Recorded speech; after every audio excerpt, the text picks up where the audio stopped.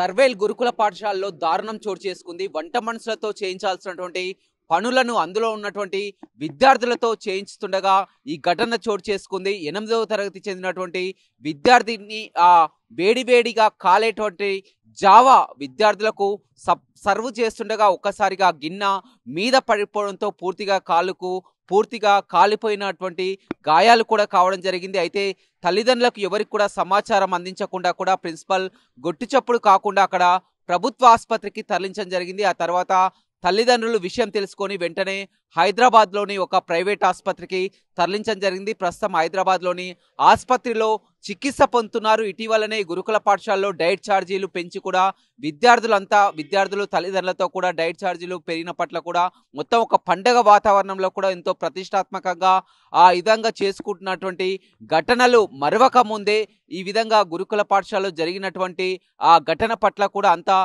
మండిపడుతున్నారు. వెంటనే ప్రిన్సిపల్ని సస్పెండ్ చేయాలని కూడా తల్లిదండ్రులు మొత్తం అక్కడ ఆందోళన చేస్తున్నటువంటి పరిస్థితి సర్వేల్ గురుకుల పాఠశాలలో కనపడుతుంది. మరిన్ని వీడియోస్ కోసం ఛానల్ ని సబ్స్క్రైబ్ చేయండి. లేటెస్ట్ అప్డేట్స్ కోసం వాట్సాప్ ఛానల్ ని ఫాలో అవ్వండి. ఆ లింక్ డిస్క్రిప్షన్ లో ఉంది.